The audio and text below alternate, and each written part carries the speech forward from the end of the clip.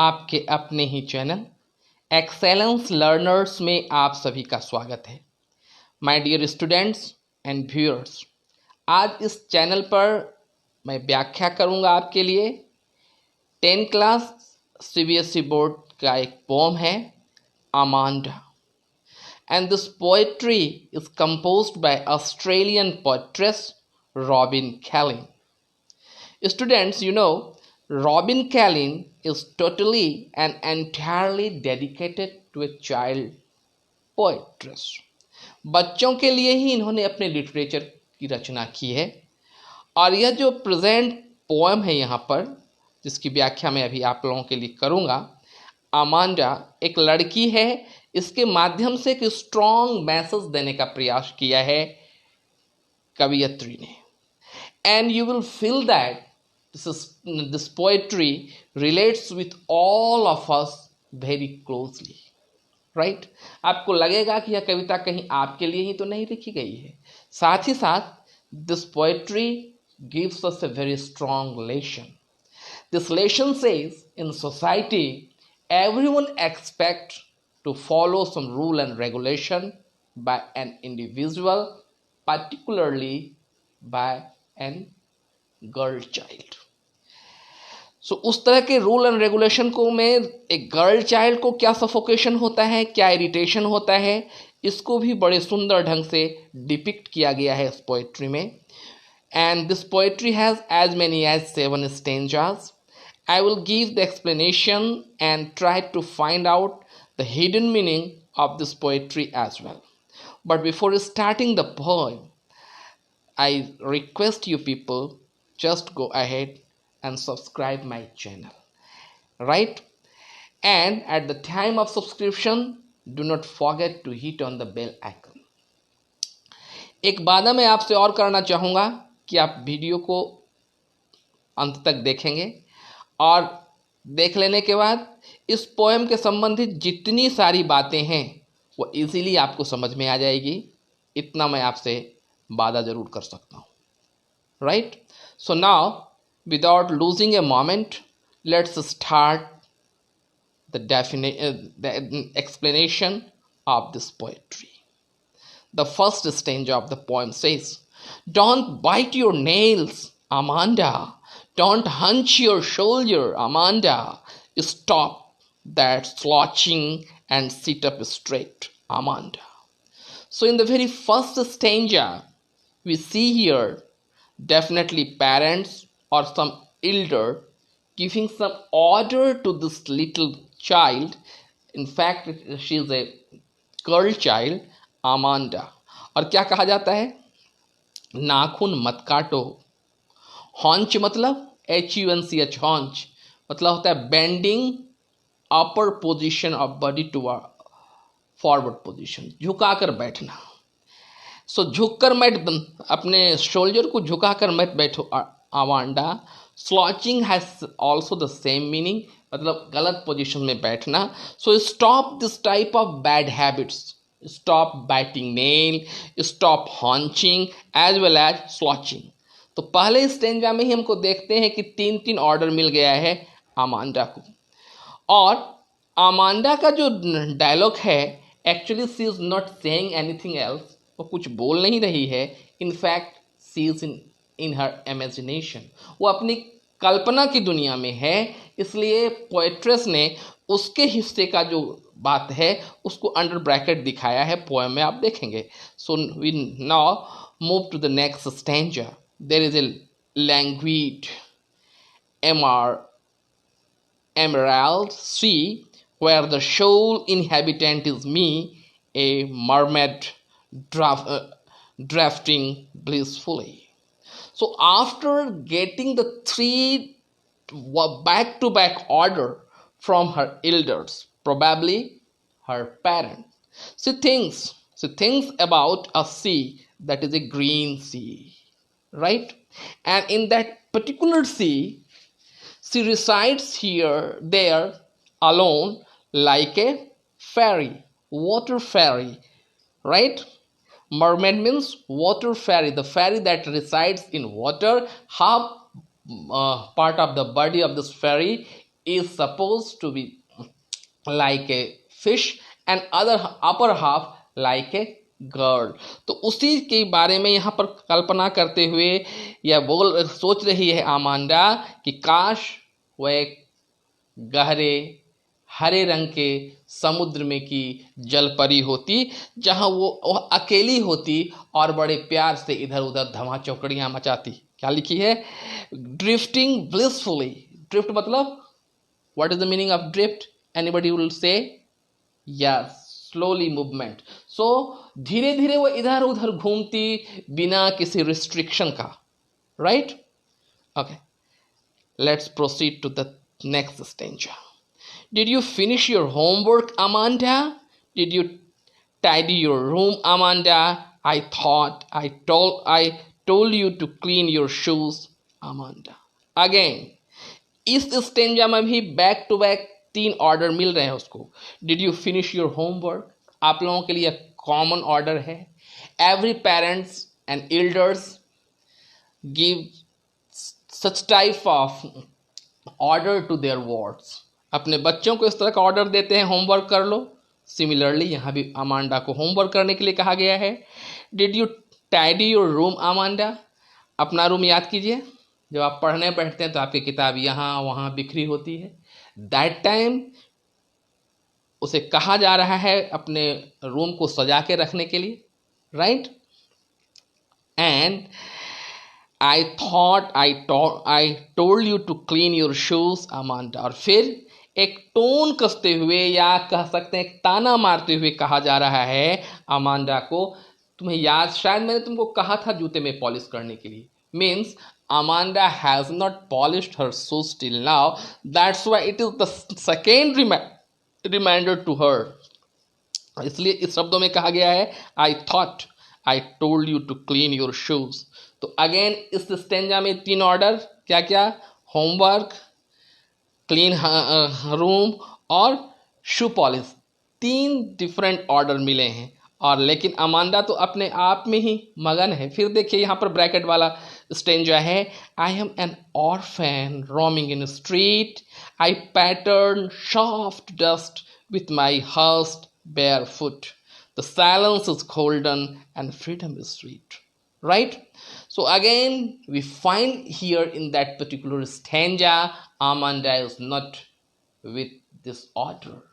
She has not given any heed to this suggestion. In fact, she is in her kingdom of dream. वह क्या सोच रही है? I am an orphan. Orphan means अनाथ, लेकिन यहाँ पर अनाथ के रूप में यूज नहीं हुआ है इसका।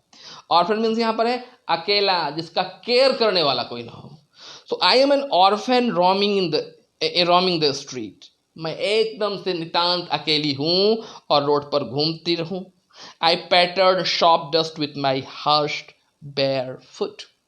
और क्या सोच रही है कि शॉप डस्ट मतलब एकदम पाउडर नुमा, जो पाउडर जैसा बन गया है डस्ट, उसके ऊपर अपने पाँव से, कैसे पाँव? विदाउट एनी स्लीपर और शूज, बिना किसी स्लीपर और शूज का, एकदम बेयर फीट। इसलिए पोएट यहाँ पर लिख रहे हैं, है ना, मैं उसके ऊपर क्या करूं? हस्ट बेयर फुट, धीमे से अपने पाँव के सहारे उस पर एक नया पैटर्न, एक आकृति बनाऊं, कोई एक डिजाइन बनाऊं। क्यों?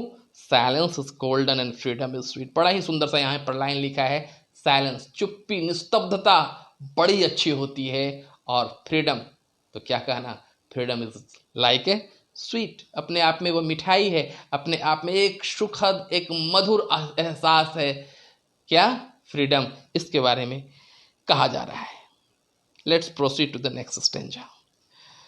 Again, don't eat that chocolate Amanda, remember you acne Amanda, will you please look at me when I am speaking to you, Amanda? Right? Don't eat chocolate. Chocolate भी आप लोगों का बड़ा ही पसंदीदा स्टफ है। Everyone like your age definitely love to eat chocolate. Am I correct? Definitely. लेकिन यहाँ फिर उसे कहा जा रहा है चॉकलेट मत खाओ। क्यों? क्योंकि तुम्हारे पिंपल्स निकल आएंगे, राइट। यहाँ पर देख रहे हैं कि पेरेंट्स आर वेरी केयरफुल, लेकिन बच्चों को क्या लगता है, इस केयरफुल में, इस केयरिंग में उनका अपना फ्रीडम कहीं ना कहीं कंप्रोमाइज हो जाता है। They feel that their freedom is curtain and compromise, so many of time we see they revolt, अंदर ही अंदर रिवोल्ट कर जाते हैं। यहाँ पर भी इन्हें कहा गया है।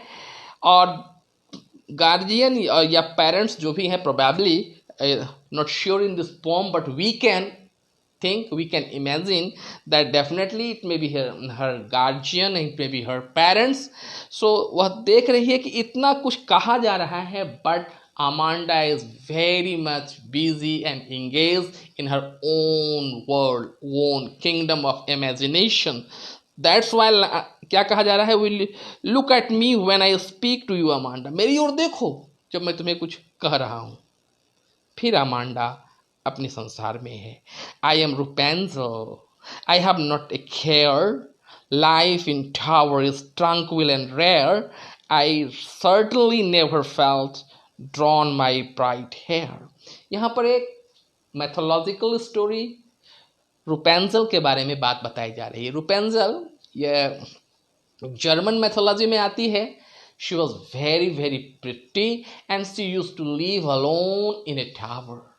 क्या किया, उसके बाल इतने बड़े थे कि जब उसने टावर से नीचे बाल को लहराया तो उसके बाल के सहारे से लोग वहाँ पहुँचे, और फिर उसकी ट्रंक्विलिटी जो थी, उसकी शांति जो थी, उसकी स्तब्धता जो थी, उसकी जो एकांत था, जो कुछ भी आप कह सकते हैं, उसमें बाधा पड़ी। तो यह कह रही है, I am Rapunzel, she is compare with her self, I have not care, मुझे किसी चीज़ का केयर करने की आवश्यकता नहीं है।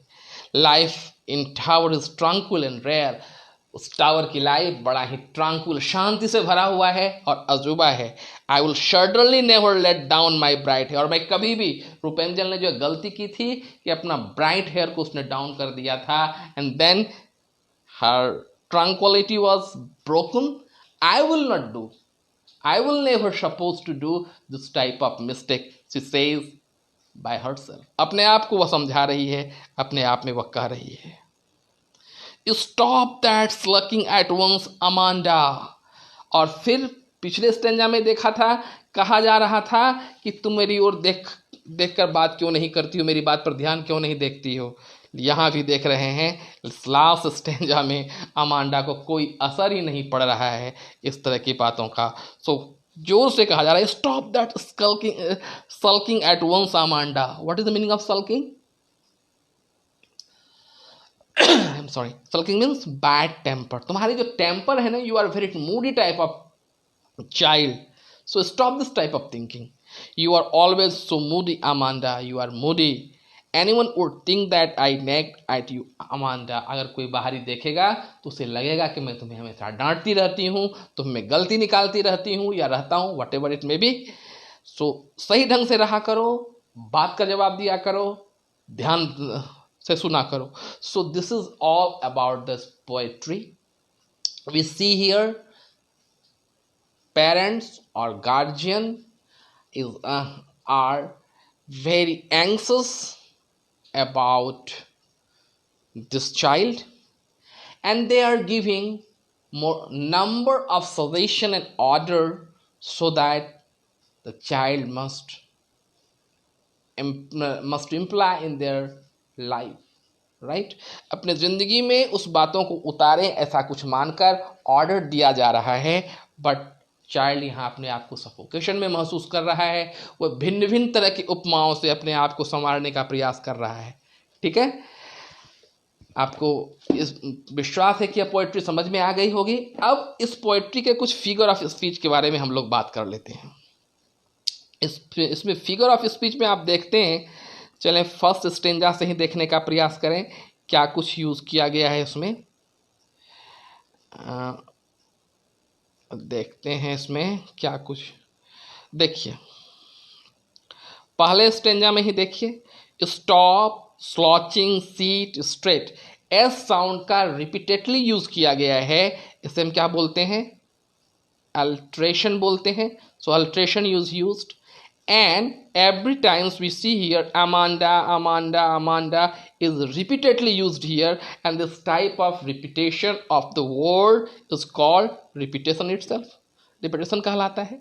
साथ ही साथ आपने देखा कि अमांडा ने कहीं अपने आप को जलपरी, कभी रुपेंजल के रूप में अपने आप को कंपेयर किया है। So they are the example of metaphors, right. So we find here alteration, metaphor and repetition. They are major figure of speech that has been used in this poem, right? My students, I believe definitely this poem आपको समझ में आ गई होगी। Now again I say it is your turn. Just go ahead, subscribe my channel and never forget to put your to hit on this bell icon and put your suggestion in the given comment box, right? तो आज के लिए बस इतना ही। मिलते हैं अगले बार एक नए सब्जेक्ट के साथ, एक नए एक्सप्लेनेशन के साथ। तब तक के लिए गुड बाय।